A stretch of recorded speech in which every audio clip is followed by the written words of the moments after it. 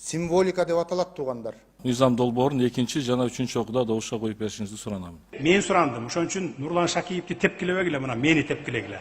Бүгүн мамлекеттик тууну өзгөртүү жөнүндөгү мыйзам долбоору комитетте 2 окууда каралды. Жыйынга туунун авторлору Бекболсун Жайчыбеков менен Жусуп Матаев чакыртылып, кызуу талкуу менен өттү. Ал арада туудагы күндүн нуру жана түсү боюнча сунуштар дагы айтылды.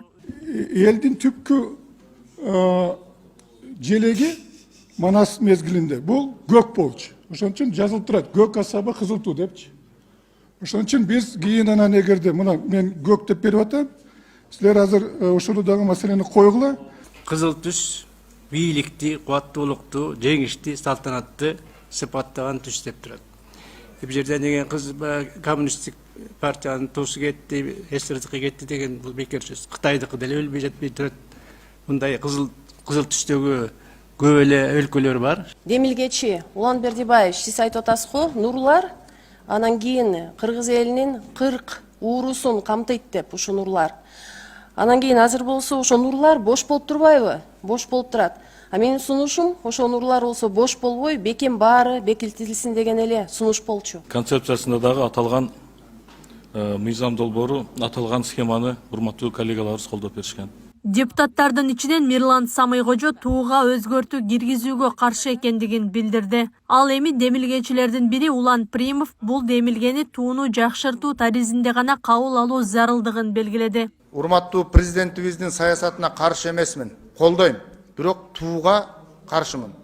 Тууга каршымын. Президенттин саясатын колдоп келатабыз жана да колдой беребиз. Бирок могу тууга болгон менин жеке пикирим, каршы пикирим бар. Интеллигенция 350 депутат кабыл алган тууну бүгүн 90 депутат өзгөртүп койгонго акыбыз жок. Ошон үчүн бул мен ойлойм, дагы бир жолу жалпы баарыңыздарга айтып кетким келет.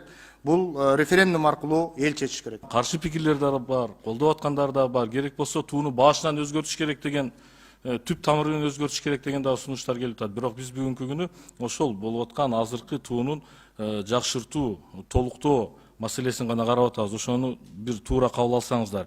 Экинчиси, авторлордон авторлукту эч ким талашып аткан жок. Буну баса белгилеп коеюн. Андан кийин туунун авторлорунун бири маркум Сабыр Иптаровдун азыркы туу боюнча мурда айтканын Примов депутаттарга окуп берди. Бул өсүмдүк күндү карап өсөт, бул батканда башын жерге салып таң атышын күтөт. Мындай түшүнүк менен мени кайдыгер калтырбай, автор катары бул суроо кайра каралып атканына карата мен бул тууну кайра каралып чыгышына даярмын деп Раматтылык Иптаров дагы өзүнүн сөзүндө айтып өткөн. Буга чейин тууга өзгөртүү киргизүү маселеси экинчи элдик курултайда дагы козголуп, делегаттар өз пикирлерин айтышкан. Бул боюнча соңку пикирин президент Садыр Жапаров курултайдын экинчи күнү билдирген. Нурлан Шакиевке, спикерге мен айттым. Нурлан, ушундай болуп атат. Эми желекти мындай оңдоп түзөтүү киргизүү менин компетенцияма кирбейт. Жогорку кеңештин компетенциясы.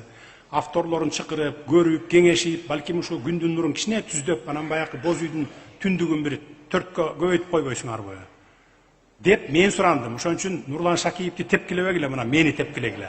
Серепчилер бул маселеде туунун авторлорунун пикирин эске алуу зарыл деп эсептейт. Эгер өзгөртүүгө муктаждык болсо, сүрөтчү, дизайнер сыяктуу символикалар менен иштеген адистерди дагы бул ишке тартуу керек дешет. Түндүктүн сырткы тегереги мурун ошол андан сыртында тегерек жок да.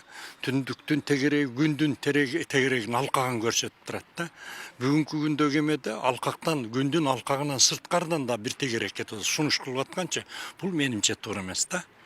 Ушулардын баарын эсепке алып өзгөртө турган болсо, элдин пикирин эске алып, баарын пикирин эске алып туруп, анан өзгөртүү керектир. Конституциялык мыйзамдар, мамлекеттик түзүлүш, сот укук комитети мамлекеттик тууну өзгөртүү боюнча маселени карап, аны 2-3 окууда колдоду. Эми аны парламенттин жалпы жыйынына алып киришет. Акылай Карабаева, Замирбек Тойчубаев, Регион.